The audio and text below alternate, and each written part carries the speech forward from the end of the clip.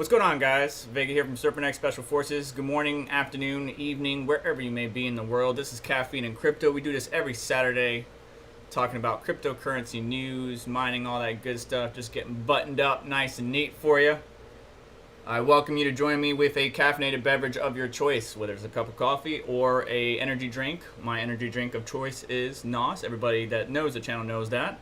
Still waiting on that sponsorship, though. I will be seeing them at Formula Drift down in Orlando in May. Maybe I might talk with the marketing manager. Who knows? But bear with me in today's stream, because I am technically working, as I always am. Every time I do a video and every time I stream something, I'm working. I don't know why. But got to monitor some channels for work and entertain you guys. So I hope you're all doing well. Thank you for coming over from Red Panda Mining. Appreciate everybody out there. He's doing 100K subscribers. I couldn't be happier for him. You should, by the way, Red, if you're in here, get your play button. It's just going to take some time for it to actually get to you, but you will get one for reaching that milestone. Just message Son of a Tech, who posted the picture of his play button. Couldn't be happier for him as well. Congrats to both of you. You have grown so much, and I'm really happy that the community as well is growing so well. Real quick though, you know how right now gamers are very upset and mad at the miners, probably commenting on your videos, probably very upset. I understand why they're upset, but here's something I want you to keep in mind. Remember when credit cards first came out and maybe your grandma was just like, ugh, credit cards, I just use check. Every time something new comes out, the generation dislikes it, but then eventually becomes mainstream. And as much as the gamers hate it, eventually cryptocurrency isn't going nowhere. Blockchain technology isn't going anywhere. It probably would be better, and I've been seeing this, if the gamers would just mine when they're not using their system for gaming or otherwise to earn additional revenue and pay back the hardware that they bought. And just accept cryptocurrency. I know it sucks that, you know, big operations are buying all the GPUs, scalpers are scalping the GPUs and price has gone up, but eventually, you know, once supply kicks back in and able to keep up with demand, the whining, it's not really whining, it is warranted. But yeah, hopefully things will settle down, but eventually they'll be able to accept the fact, all right, crypto's here to stay, we're just gonna have to coincide along with cryptocurrency. Markets are going crazy. Big dip this week. Don't buy from scalpers. Scalpers are jerks. They're the reason why prices are so crazy, but unfortunately there are people out there willing to spend $2,400 for a 3080. Remember when $1,000 was just like, oh, that's too much, I'm not doing that. Now they're like freaking 2,000 plus for a 3080. J Bohannon, Golden Wolf, Jamie, Boris, Box Fan, Crypto Bedell, Frank, what's up, Crypto Mikkel, Lime 1, Noob 83. I don't know, is that Noob JE 83? Okay. If I said that wrong, I'm sorry. I kill names, by the way, so my apologies in advance. Tech Man, what's going on? Thank you for being a member, good sir. And Red Panda, thank you for bringing everybody over. All right, so let's jump into the news.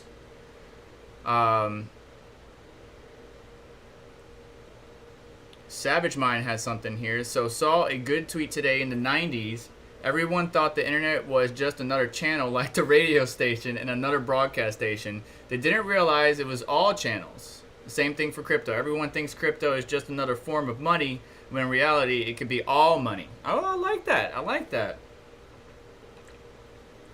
I do like that. And Golden Wolf, you're 100% correct. Scalpers are the problem. The people who were selling those Nikes and Supreme shirts was just like, hey, there's an opportunity here. Let's get on it. Switched their bots, made some changes, boom. And there's only certain bots that can go after these GPUs, by the way. I've done a lot of research on this. However, I don't utilize it because morally I think it's wrong. But hey, this is a capitalistic whatever thing. I'm not a financial expert. All I know is that there's opportunity out there. People are taking advantage. But it's getting kind of played out, guys. You know, if you got a bot, chill, all right? Get your GPUs and move the hell on. Go back to your shirts and your Nikes, all right? So yeah, this has been a bad week. What's up, Scott? and everything dipped down. But was that a buying opportunity, right? So Bitcoin hit 48K, thereabouts, 47, yesterday. Was that the bottom? Well, I don't know. That's a legitimate question. Was that the bottom? I don't know. However, I did tell my mom, because I'm a technical analysis when it comes to my mom. I did tell my mom, be prepared. I think Bitcoin's going to 48. And when it did, she bought, I bought, we're good. And we're like dollar cost averaging, right? Like, I'm not saying DCA at, 52, 51, 50, 49, 48, like that. Don't do it like that. But when you see significant, and I don't even have good TA. I'm just looking at the charts and be like, okay, let's see here. Overbought. All right. And I just saw that 48 was like a good mark. And it was. We hit that 48 area and it bounced right back up. And it was a good buying opportunity. Some people are calling for lower numbers. Whether or not we'll actually hit those numbers is a valid question. I don't think we'll see like what we saw in the past, right? Back in the day when we went all the way down to 3,200. I don't think we'll ever get down that low. But let me read some articles to you. You guys let me know in the live chat. If you're trying to get my attention, you can either send a super chat if you got the money. All right, don't spend your rent money, please. Or at me, and I'll try to get back to it as soon as possible. Let's jump into the news. Here's why bulls aren't buying the Bitcoin price dip of 50K. Data shows pro traders are not buying the current dip as tomorrow's 1.55 billion options expiry looms. And that was the 23rd. That was yesterday. Bitcoin has been bouncing at the 51,000 support level for the past 44 days. Typically, this would be interpreted as a positive occurrence, especially considering that 50K level represents a 75% advance in 2021. However, cryptocurrency investors are typically short-term focused and always overly optimistic. Thus, the current narrative for Bitcoin is slowly turning bearish. Dana Dane throws something at me here. Let's see. So where do we buy BTC or any other crypto for that matter? I'm using local Bitcoins and it's pretty expensive. Any suggestions? You might want to hit up Jay from DCA Adventure. If we did drop further, let's switch to the daily. If we did drop further, 45 would not be out of the question. Because you can see we bounced off that 45 a couple times. 1, 2, 3, 4, 5, 6. That 45, 44K area. If we dip further, however, the 48 would have been a good one to catch. But let me read this news to you, Dana. Maybe this will help you out. I don't want to give you an exact number, and because I'm not liable for any financial issues that you may bump into. You may make money off of what I'm saying, you may not, but it's not financial advice. I'm just saying what me and my mom did. Okay, I'm just sharing my experience with you.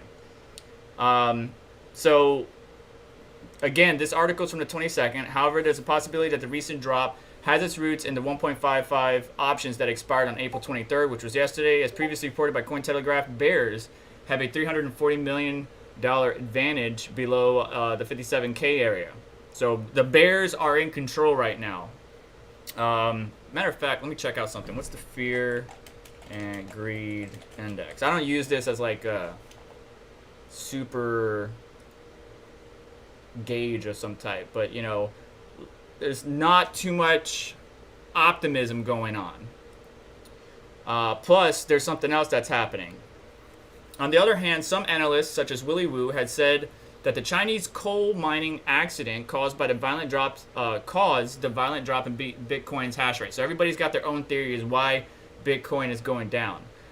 This event, plus the electricity outage in China's Zhejiang region, and forgive me again if any of my Asia friends killed the names, I'm so sorry, may have reduced the Bitcoin's network processing power by 19% and exposed its heavy dependency on coal-driven energy. While critics jumped to bash Bitcoin, Coinmetrics co-founder Nick Carter produced a well-researched rebuttal to some of these key claims. Carter points out that Bitcoin mining, which is relatively portable, is concentrated in areas where electricity is unused and cheap. Moreover, while the gold industry is environmentally destructive and diesel energy dependent, Bitcoin mining can be fully powered by clean energy. Unlike precious metals, Bitcoin miners' portability allows the use of previously wasted oil and gas resources. Whatever the case, pro traders have been adding positions during the recent BTC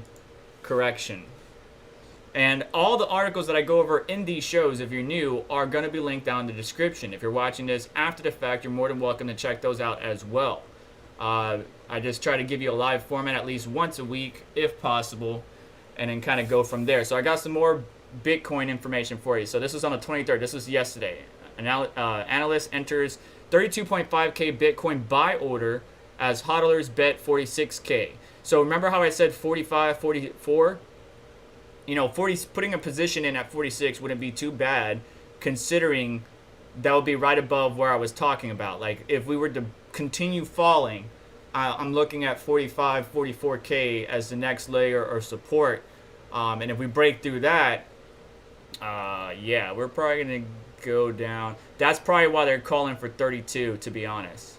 I don't think we will get to 32. And again, I'm just a dude on the internet, not financial advice. But yeah, let's read this and see who's thinking what. All right, so Bitcoin is expected to dip as low as 32.5K in the short term after several crucial support levels faded to nothing on Friday. The BTC USD pair hits lows not seen since early March on Friday as analysts line up their prognosis and buy orders in the latest Bitcoin price correction.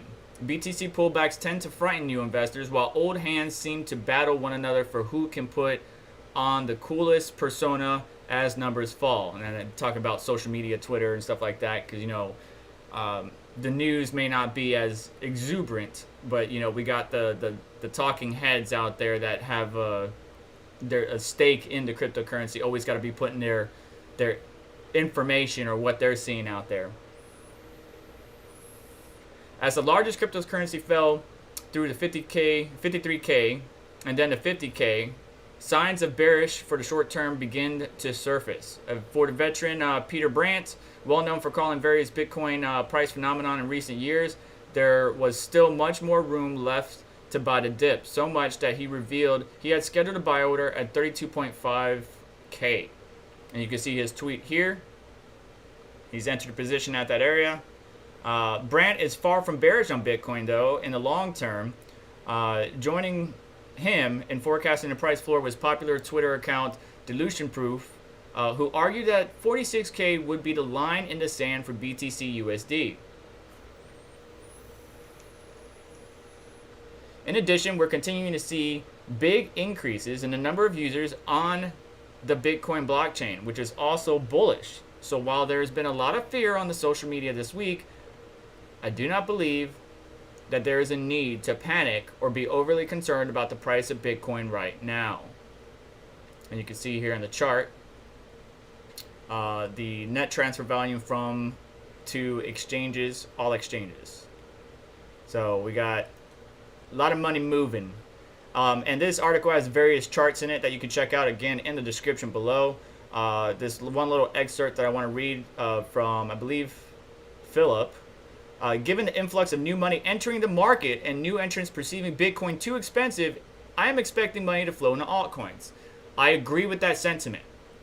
If we go over to Coinbase and look at the Coinbase market cap and look at the dominance, where's Bitcoin dominance at? Bitcoin dominance has fell to 50%. Remember, for the longest time, Bitcoin was up there in the 60s, right? Well, Bitcoin dominance has fallen while the altcoins are continuing to pump. I mean, we saw Dogecoin go crazy as far as the numbers and everything like that recently. And while I may not have a big stake in Dogecoin, I do have a little bag. This pump is just all hype. Now, there's a reason for this, which we're going to get into more later in the video. I have an article just for Dogecoin. If you're interested in that, make sure you watch to the end. Moving on, Bitcoin transactions are more expensive than ever. Bitcoin's average transaction fees have well surpassed an all-time high as miners outage in China have slowed block production at a time when demand for block space has never been greater.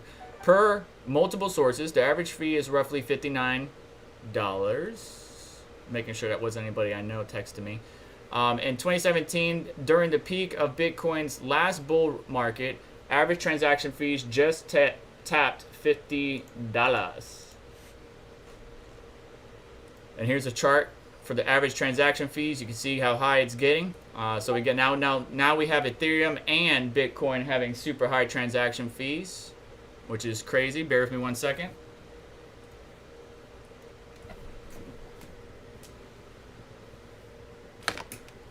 Yowza.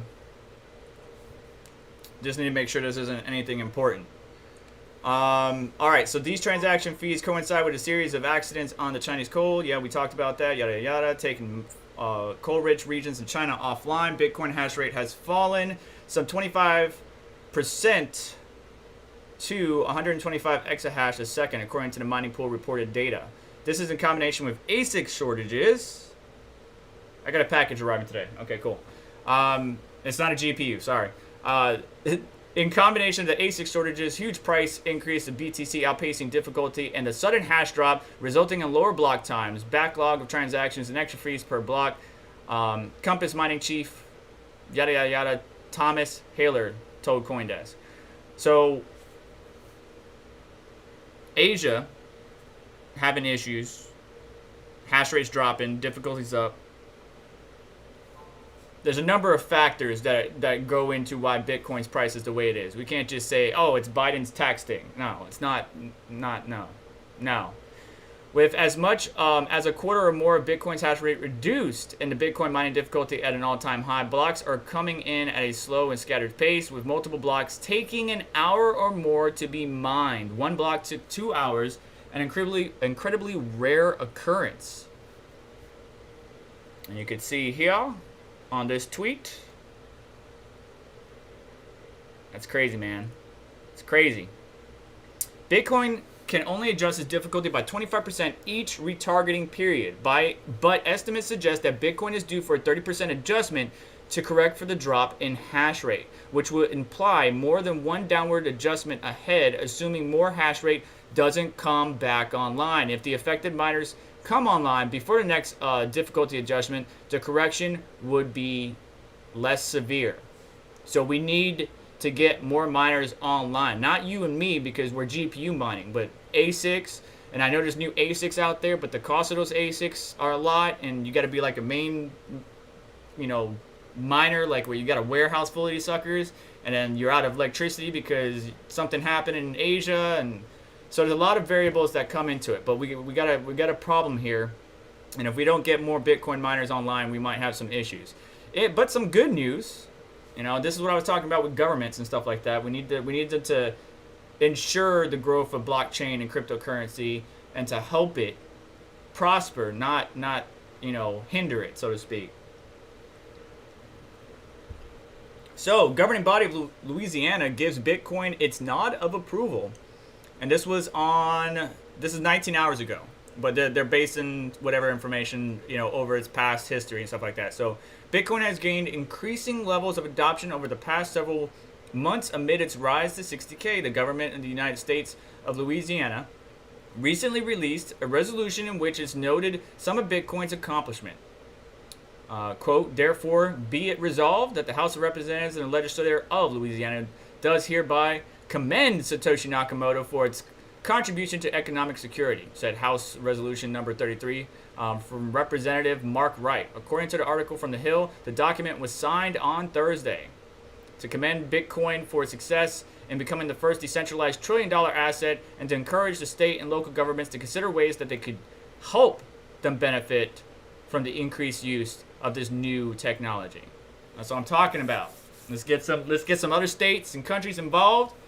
I'm not trying to ban it, and we can actually make it a better world. So Bitcoin achieved a market cap greater than 1 trillion in early 2021. The milestone occurred following the asset break of 2017 record high, which it's tallied in late 2020. Louisiana document described a number of details around Bitcoin, including noting its prevalence in decentralization and its usage. The resolution even pointed toward the asset as a gold alternative. Nice.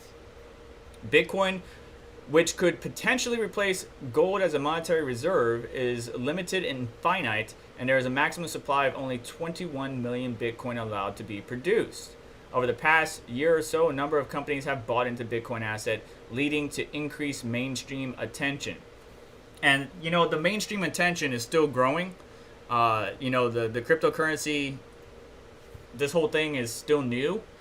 So we're going to have a bunch of people that are upset with miners because, the hardware is being taken up, whether it's because some scalper has 80 of them in their closet and they want to blame miners, or because bigger operations are buying all the GPUs by the pallet. I mean, we just saw that MSI Ventus 3080 Ti coming on a pallet. Where is that going? I don't know.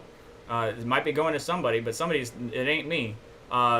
So as time goes on, adoption continues. People will open their eyes more and be like, why wasn't I involved? Why wasn't I in part of it? I'm not wearing the shirt, but why didn't I get involved and start mining? So they'd be kicking themselves in the rear. But I'm not going anywhere. I'm going to mine during the bear market, the bull market, all of it. So, all right. So what do we have here? All right. So Coinbase. We're talking about the stock, right? The stock itself. Coinbase insiders dump nearly $5 billion in coin stock shorting after listing.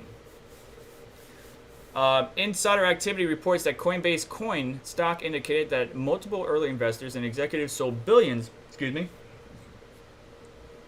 equity shortly after Coin's direct listing. While the filings initially indicated that multiple executives sold a high percentage of stake in the company, a representative of Coinbase told Cointelegraph that the sellers maintained strong ownership positions. Just checking the questions. Well, go get some coffee then, Tech Man. Get some of that Colombian roast. That's some good stuff right there. Data from Capital Market Laboratories confirmed by filings on Coinbase Investor Relations website shows a total of 12,965,079 shares were sold by insiders, worth over $4.6 billion at Coin's $344 stock price. Notably, transactions include Coinbase CFO Alicia Haas selling 255,000 shares at a price of $388. Though her Form 4 states that she retains options, while CEO Brian Armstrong sold 749,000 shares, basically 750K shares in 3 transactions at various prices, netting a total of $291 million. God bless America. Holy smokes. According to the Form 4 disclosure, after the sale, Armstrong retains 300,000 shares worth over $1 billion. In a filing prior to the direct listing, however, he was reported to have 36 million shares, indicating that he sold over 2% of his stake in the company. That's madness. The reports prompt jeering and amusement on social media, with many observers likening the sales to classic pump and dump, in which insiders and team members dump coins into retail liquidity shortly after listing. While early investors and executives looked to cash in, there was at least a handful of major buyers. Hedge fund manager Kathy Wood is placing a big bet on the exchange, having purchased over 350 million shares in 3 different ARK ETFs. Likewise, many Coinbase employees now have a stake in the company. At 1,700 Coinbase staff were gifted 100 shares. What? I should have got a job there. 100 shares as a thank you from the company. The company's mission is still to become the leading global brand for helping people convert digital currency into and out of their local currency. Leading global brand for helping people convert digital currency in and out of their local currency. Okay, so fiat. So yeah, pump and dump. Some good stuff. What is Coinbase at? Coinbase stock. Ooh. Well, that sucks. I'm down. I got a little bit of Coinbase, but not anything to write home about. Eesh. Oh man. Oh man. Yeah, I'm down. It's alright. It's alright. I don't have a big stake in that. But yeah, that's a big little drop there, guys. Oh well. Do you guys think Coinbase... Oh, let me follow that. Do you guys think Coinbase will continue to be around, or excuse me, will continue to be a stock worthwhile in getting into? All right, moving on. Since I don't see anybody adding me, chatting me, or anything like that, and I'm losing viewers. Coinbase or CoinDesk pulled out a poll here. How much crypto was stolen via scams, hacks, and fraud last year? Now, there was something I was going to mention at the beginning of the video, but I know a lot of bots, scammers, whatever, are usually enter the video and then leave. So that's why I left it for the middle. There's my package. I will be having, if you look at my channel, I'm close to 10K subscribers, and I will be having a giveaway. Now, my giveaway, though, is going to be posted via Gleam, and you're going to want to keep an eye on my Twitter page to get updates about that. As far as what's going to be in the giveaway, there will be some crypto involved, but you're going to have to just wait and see for when I post it on Twitter. I'm not a man that has, a bunch of GPUs that I can just give away and anything like that. If there is any hardware, I would, but I don't have any hardware. If there's anything else that I can do for you, I would definitely do it. I know shipping worldwide kind of sucks, especially in prices and all that stuff, but just pay attention. There will be the 10K sub giveaway hosted via Gleam, and I will post it on my Twitter, so just keep an eye. Make sure you follow me on there. All right, so with this poll, about 33.2% say 5 billion of crypto was stolen via scams, hacks, or fraud last year. The reason I brought up this article, and you can check it out, I actually haven't even put it in the description. I need to put that in right now.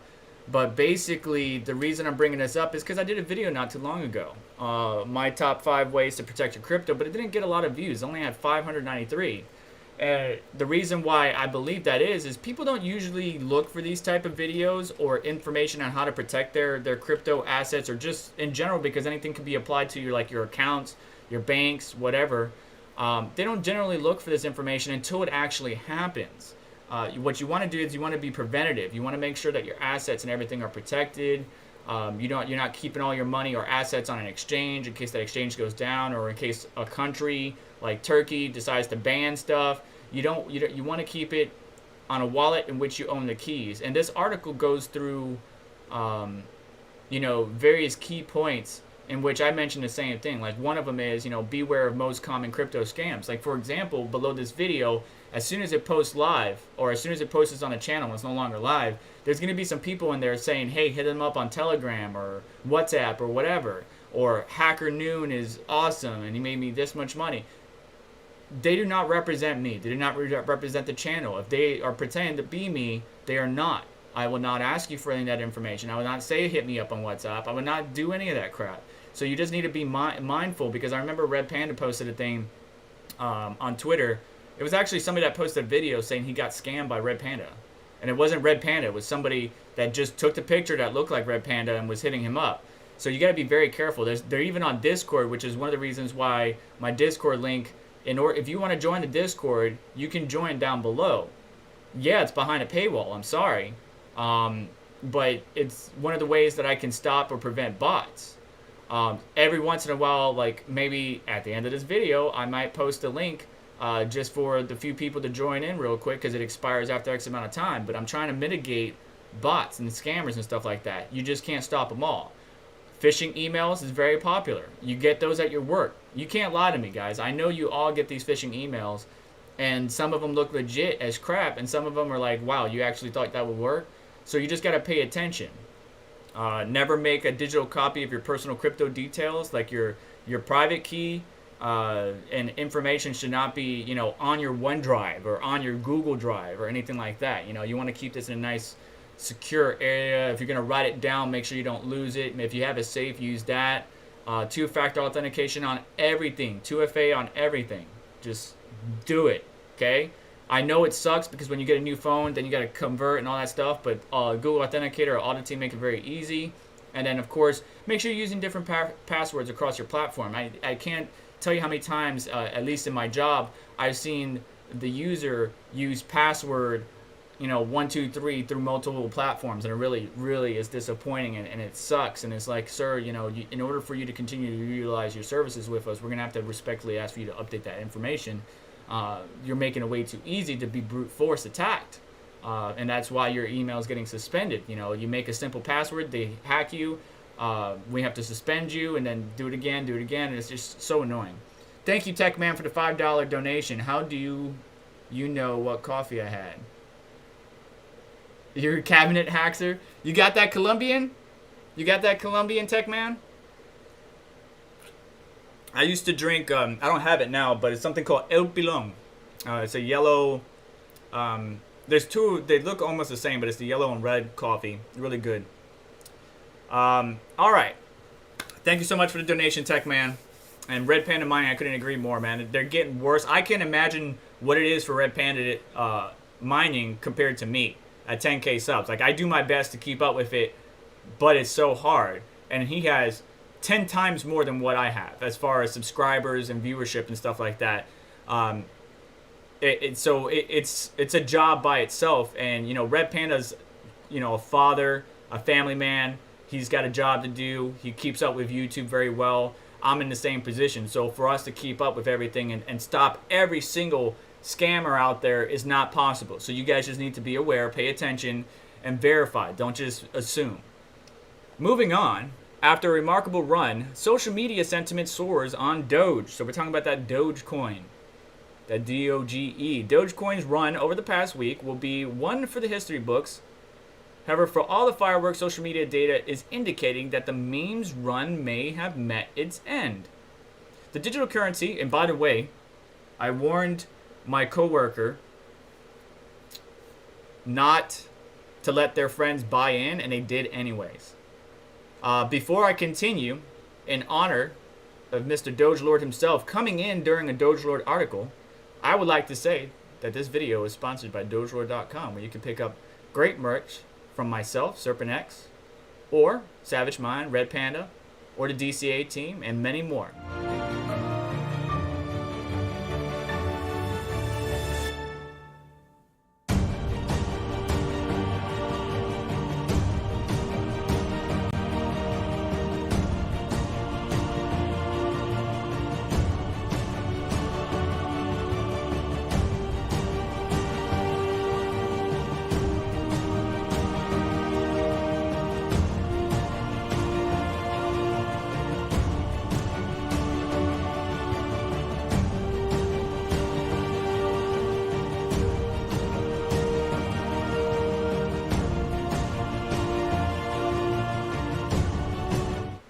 Voila.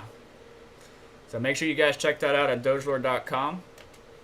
Usually sponsoring my my videos. Great collections out there. Chump Change. I like Chump Change's collection. I've been checking out some of his work. Really good. Really impressed. But yeah, a number of crypto enthusiasts are on there. Make sure you check them out. Show them some love. If you use the link down in the description, I do get a kickback from it, and I greatly appreciate any support that you can provide, whether it's through super chats or through various links, affiliate links down below. It helps out the channel, helps me grow, helps me be able to get the hardware that I need to continue to provide data for the channel, even if I can't get a GPU right away. Moving on, Doge Lord, thank you so much for stopping by and the kind words. So yeah, Dogecoin. What do you guys hold Dogecoin? I'm curious. Right now in the live chat, tell me yes or no, or whatever words you want to say. Do you hold Dogecoin at all? Have you been in Dogecoin, or do you think about getting into Dogecoin? Right now it's around 24 cents, 27 cents. Let's look at the 7-day. It peaked at 42, I think. Yeah, 42 cents. So do you hold Dogecoin? I want to know. The digital currency, which originally launched in 2013, has been at the center of a number of absurd headlines and scams over the years. Notched another chapter in its often puzzling history over the past few days. On Friday, Doge managed to eclipse Ethereum in total exchange volume, doubling, in fact.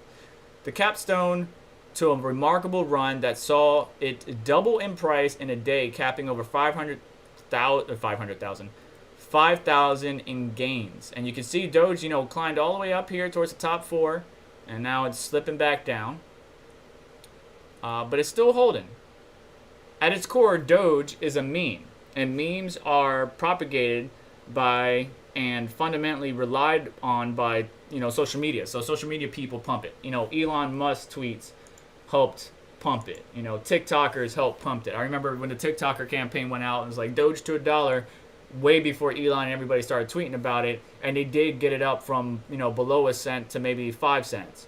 When the meme can't spread though, that's when we see the price take a hit. Of course, Bitcoin went down, but the price took a hit because not everybody's pumping it up on social media. At the time of publication, Doge is down 35% on a day to 26 cents. We're at 27 right now, retreating from 40-cent highs, which was again 42. And social media sentiment data provided by the TIE and Cointelegraph Markets Pro indicates that there's more pain on the horizon.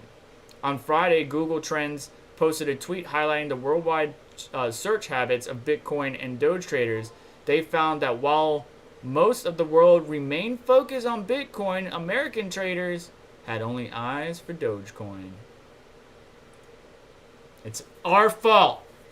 It's our fault, dang it. Silly Americans buying on the Dogecoin. I don't know what kind of accent that was. I'm sorry. But yeah, there's the map. There you go. The heat map concurs with the data provided by TIE, total tweet volume, referencing Doge EEBS as the U.S. sleeps and perks up during American daytime hours, often peaking at noon. And you can see here, Americans pumping it. So Dogecoin is taking a hit. It's still up. It's way up compared to where it was.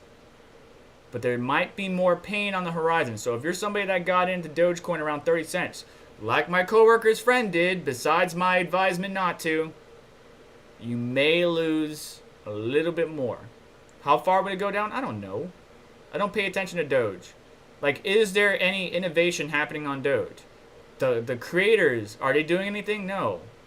They said they might, but are they? No.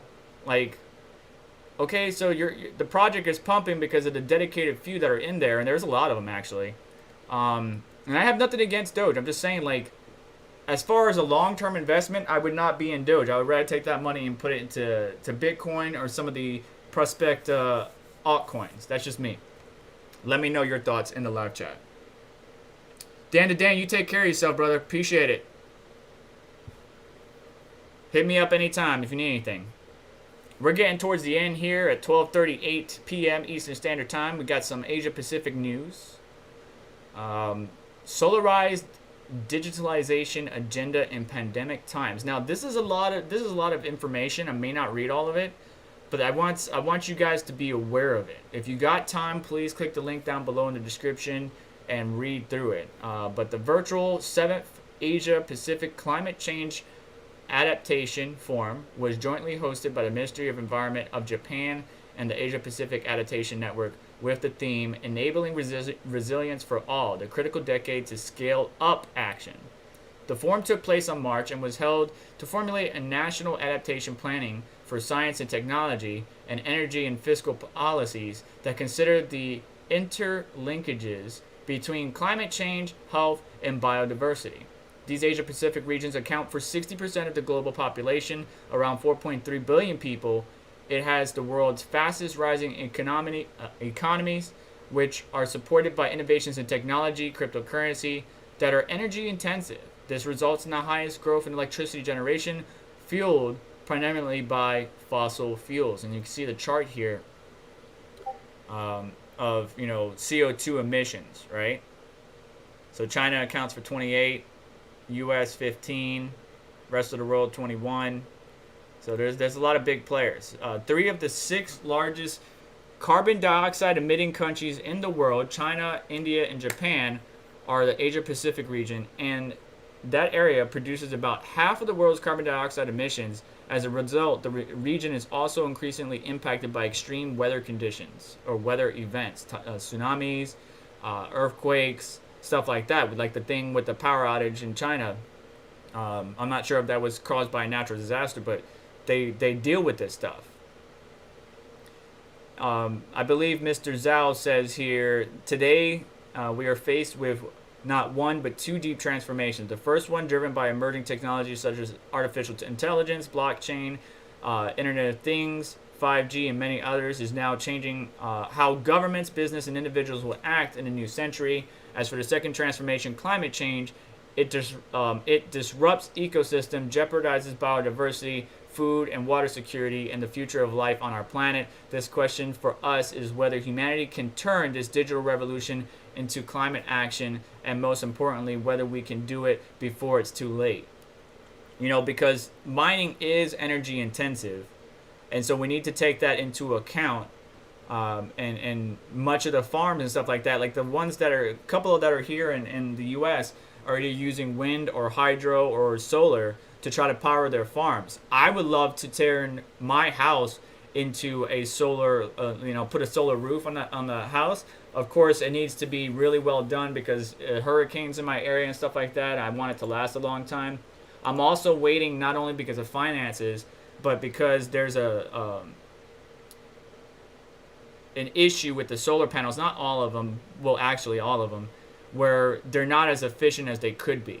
I'm waiting for the technology of solar panels to continue to advance to get that really good efficiency rating, because they wind up losing some of the energy they could get from time to time. I forgot what it's called, but that's a completely different topic for a video that probably isn't going to be posted on this channel. If I do get a solar roof in the future, though, I will, post that on the channel, because the goal is to get a solar roof, converter, batteries, so I can store that energy, and then have my miners and essential equipment run off of solar rather than the electrical grid. And hopefully it's going to cost a lot, but that initial investment, hopefully I'll be able to get paid by my local electricity provider rather than having to pay a bill and stuff like that. Wow, we got 71 watching. We got 20 more people. Thank you for stopping by, guys. Hope you're all doing well. Appreciate you.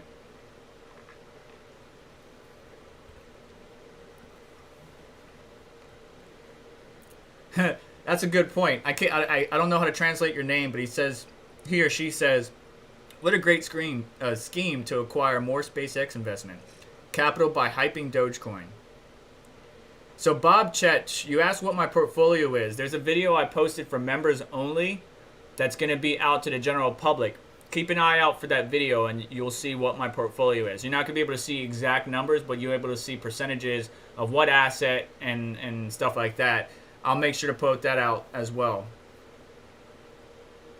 So Techman, you talked directly to LG about the efficiency of solar panels, because that's what I'm waiting for. I forgot, there's some type of parasitic loss with the current solar panels that we're trying to resolve, and I forgot what the terminology and everything is. But yeah, I'm waiting for that, because whether you like it or not, we're going to have to move to cleaner energies as a world, not just a nation, but as a world, to really make Earth sustainable. On our current trajectory, we're going to cause more issues, and we're going to have to leave this planet. It won't be in my lifetime or your lifetime. I'm just saying, if we don't make changes, we're definitely going to have to move to another planet. And I believe that's very possible that we can go and switch over to another planet and, terraform and all that stuff. But, whether or not we'll wind up screwing up that planet too, who knows? That's way, way out there. That's not anytime soon. So earlier in this video, we were talking about Bitcoin transaction fees, being more expensive than ever. And here we are with the Ethereum gas limit hits 15M as ETH price soars. The Ethereum gas limit sets a new ceiling now for how many operations can be included in each block. Miners, and I want you to know something as I read through this article, when they say miners, it's not you and me with our GPUs at home. Again, we get a job, we do the job, we submit the job. All right, we don't have any control over what goes in what block and how much goes there. No. We get the job, we process the job, we send the job back, we validate, boom, that's it. So when we say miners, they're talking about the pool and pool operators, okay? I want you to make sure that's crystal clear, because that's why a lot of people are upset with miners regarding the whole situation in the past, whether it was EIP 1559 or whatever. It's not you, the individual miner. It's the pool and pool operators who have the say-so, using MEV and stuff like that to kind of manipulate and alter things. But miners have raised the Ethereum gas limit to almost 15 million for the first time in a bid to relieve transaction congestion at a time when on-chain activity is increasing with Ether's price, up 2.8% on the day to 24.56. And of course, Ethereum, I think, is still sitting around that point right now. No, it actually dropped even further. Yeah, so it actually dropped even further. Let's see here, 7-day. Yeah, so things are still happening. The Ethereum gas limit sets a ceiling for how many operations it can be included in each block. Before the increase, miners at Ethereum's gas limit of 12.5 million. So they had the limit was 12.5 million. Now we're up to 15 million. Until Ethereum creator Vitalik Buterin suggested raising it last week on Reddit in light of recent code optimizations activated on the network. And don't forget, we had the Berlin hard fork not too long ago. Due to a finite block space and an ever-increasing volume of on-chain activity, gas fees have been soaring on Ethereum. Depending on the transaction type, associated fee can range from a few bucks to hundreds of dollars. That's a pretty big range. And you can see the chart here. Transaction fees continue to soar on Ethereum. So we were going down, and now we're going back up. Increasing the gas limit allows more data to be included in each Ethereum block, which is kind of ironic to me because I think there's some things out there, and don't quote me on this, but I'm pretty sure there's some things out there with some of these people manipulating and using MEV are actually sending empty blocks, or sending a block with very little in it and paying near to nothing.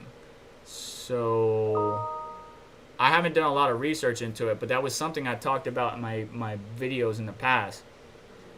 So anyways, included in each Ethereum block, which may contain a variety of operations such as peer-to-peer transfers of ETH, the creation of a new smart contract, or the exchange of fungible or non-fungible Ethereum-based tokens.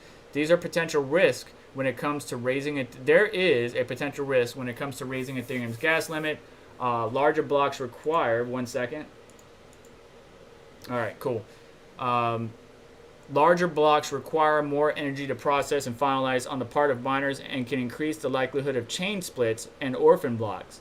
That is why there's a limit to how quickly miners on Ethereum can raise the gas limit.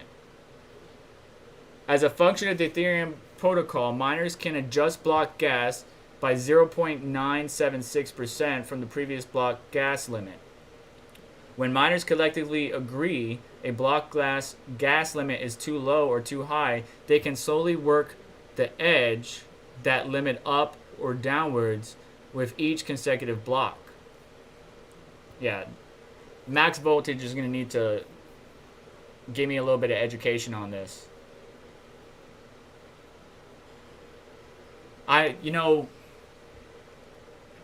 You'll see it in my video about like what my holdings are and my assets are. You'll be able to see what I was talking about, but I'm still mining Ethereum. Am I continuing to hold Ethereum? That's a different story. Let's just be real. I don't have the 32 ETH that is going to be needed to stake on ETH 2.0. I know some of you may. Some of the big operations might. Some of the mining pools I know have, because that's one of the reasons why they've been running MEV for the past year and not paying out the miners, is because they're probably trying to stack up so that way they, when it switches from proof of work to proof of stake, they have the capability to stake those tokens and make a pretty decent revenue. So, whatever. Good morning. Jeffrey got me some information here. With 26 panels and around 1,800 square foot home, 100% solar on a sunny day, but only 33% when mining. Today, cloudy 16K watts, provided less than 1K watts, buying 14K watts. Today is only 5% solar with rigs on. So you need a lot. And how many, it depends on how many rigs you have. Like for me, I'm only going to stay with my 2 rigs. So that'll be roughly 5,000 watts, if that. So I got to see how much. I think I priced it out, and it was a lot, but we'll have to see. What to buy with $200 right now, says Jack Terry.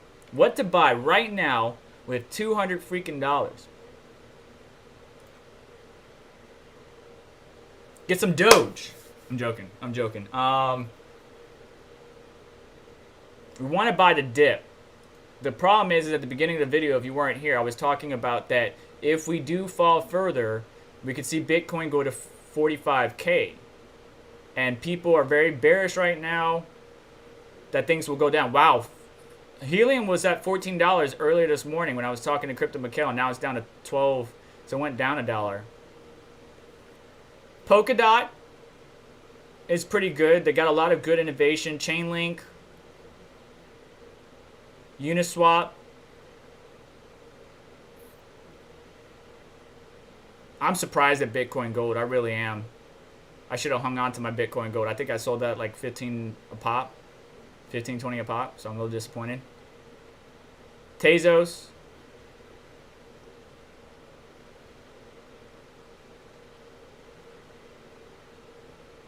Decentraland.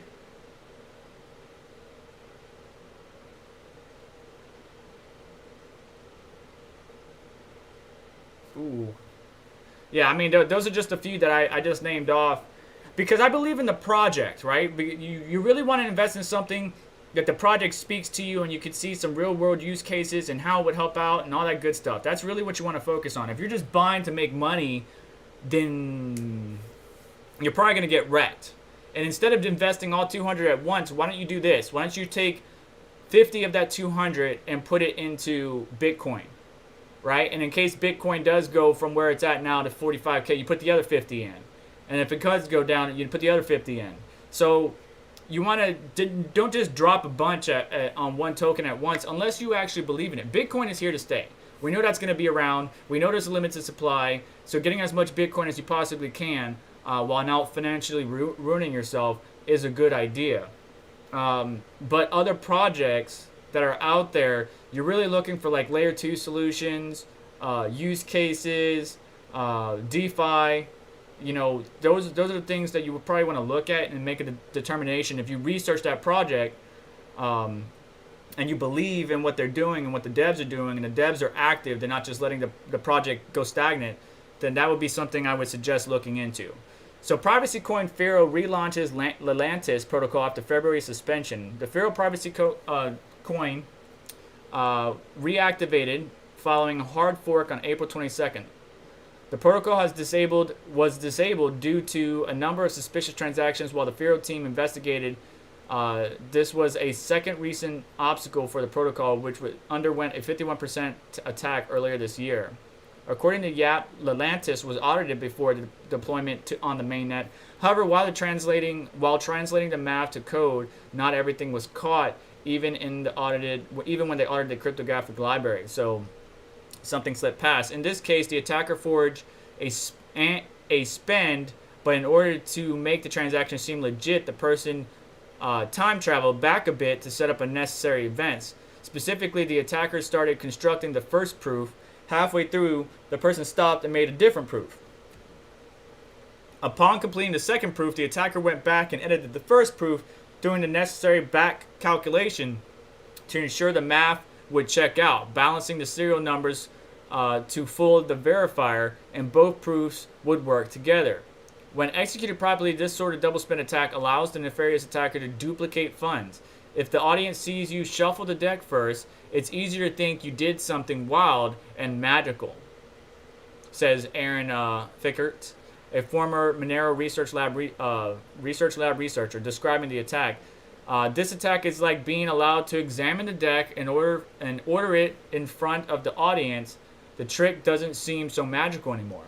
Earlier this month, Fekert joined the Firo team under a full-time contract through Cyberstack, a blockchain consultancy and digital utility provider. In this role, he has helped Pharaoh analyze suspicious activity, attack, and implement fixes. He also recommended several other optimizations. Pharaoh added, hopes harden the protocol and provide design feedback for Lantis version 2.0 or 2. Lelantus protocol was originally launched in mid-January. It introduced on by default privacy and prompts users to, have an anonymity. Oh my God, anonymize their fund with the goal of ensuring transactions sent by the official Pharaoh wallet stay private. Transparent transactions have to be explicitly selected. It also allows for partial redemptions of the native Pharaoh coin through its burn and redeem model. So Lelantus is back online. We'll see how things go. Turkey is blocking accounts. I talked about this last week while they hunt for the CEO. You can check this out in the description and stuff like that. That's still going on. But let's talk about the 3080. We got 5 minutes here. 3080 Ti. I want you to know my predictions, okay? Because I want to see if there's any questions. If you got any questions, at me real quick because we're getting ready to wrap up. So the 3080 Ti, we've seen the boxes. We know it's coming.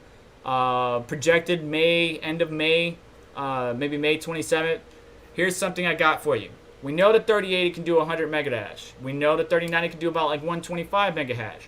Well, look at the 3080 numbers, right? So the CUDA cores we're not really too worried about, but it is pretty much a 3090, just a little bit cut down. Then the RT cores, we don't care about that because ray tracing doesn't help us out. The tensor cores, that doesn't really help us out either. The ROPs are the same. The base clock is close. The boost clock is pretty much the same. The memory is what's different, and not so much the size. We don't care when it comes to mining. The size of the memory doesn't really impact us as much as the memory bus and bandwidth. And the bus is the same, 384-bit. The memory clock is a little bit less, but we can, with a overclock, we can adjust for that and get 3090 levels. The bandwidth is where we're going to get a little bit knocked back. So I'm going to tell you right now, I expect a 3080 Ti to do 120 megahash to 115 megahash because it has the same bus width, the same memory, GDR6X, and the same pretty much everything, a little bit cut down. But the bandwidth, the memory bandwidth is what brings us back. But 936 versus 912 is nothing. And then compared to the 3080, which was able to get 100 megahash, was at 760 gigabytes. But here's the one consistent thing between all of them. The memory clock, 19.5 gigabytes per second, or gigabits per second.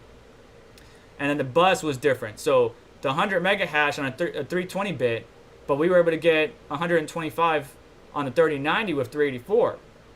So the bus and the bandwidth are your two most important things. I expect 120 to 115 megahash from this GPU. Whether or not you can get your hands on it, whether or not you want it, is up to you. I would try to get my hands on it. However, it depends on 1, finances, your support of the channel, and 3, whether or not I can get it because of bots and scalpers. So we'll see how things go. I am interested to see how the 3070 Ti performs, considering it has the same bus and a higher bandwidth than previously before, but it does have that 19 gigabits per second memory clock, so that's going to be pretty nice.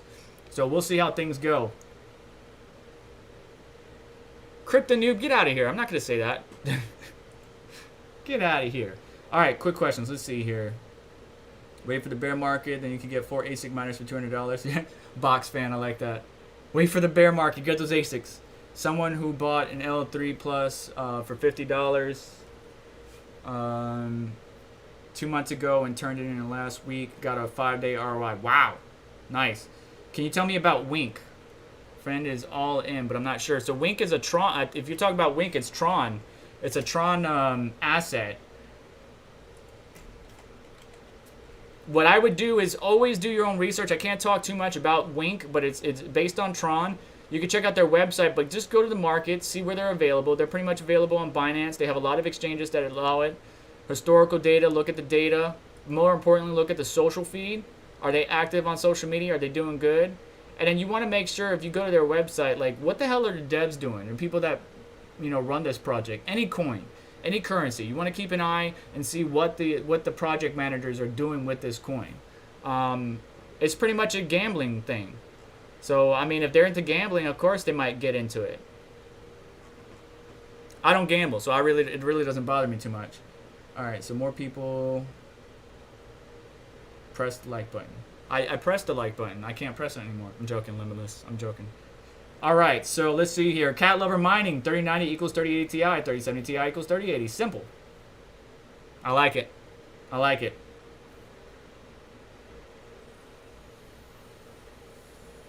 Wow, Techman, you hit a solo block mining Vertcoin in 5 days on a 570. Nice. That's not bad. That's not bad. Get your thermal pads ready for those 3080 Ti's. I agree. The 3080 was a pain in my rear, especially the Gigabyte one. If you haven't checked it out on the channel, go back and look.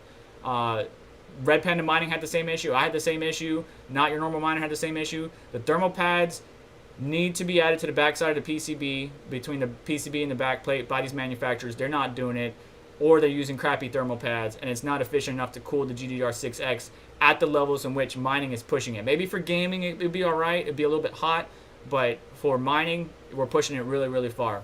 But that's going to do it for me today, guys. Thank you so much for hanging out with me. I love you guys. I really appreciate all the support that you guys have been giving the channel. Everything down below does help out the channel, so if you want to check that out, buy anything, or even if you go down and click the link and then go buy toilet paper, I don't care. It helps the channel. I really appreciate it. But definitely hit the like button, because we need to get these videos out to other individuals. It might have information that might be useful to others, and I'm not sure. I just know that I'm going to keep making videos for you guys, keep going live every once in a while, and I will see you guys next week. So like, share, subscribe, and one more quick thing. In the last few seconds of this stream, I'm going to drop the Discord link. Don't give it to bots, though. I will kill you. Well, I won't kill you. Sorry, YouTube. I didn't say that out loud. My bad. My bad. I'm a very nice, fun-loving guy. I don't do that stuff. I don't do that stuff. I'm sorry. I'm sorry, man. All right. So, we're going to limit it right now. Copy. Boom. Savage Mind with the $10 donation. Thank you so much, sir. There's the Discord link. Okay? Get in there. Everybody else, if you want to join, you can join down below. Once you join, you can go to the membership or communities tab, I believe, and you'll be able to click the link to get into the Discord. You need to verify. You need to not be a bot. If you are a bot or you see a bot, say something, and we'll take care of it. I appreciate everybody stopping by. You guys have yourself a wonderful day. And once again, don't forget to check out dogelord.com, which is the sponsor of today's live stream. See you guys next week for another Caffeine and Crypto, and keep an eye out for that 10K giveaway. It'll be posted on Twitter. See you guys.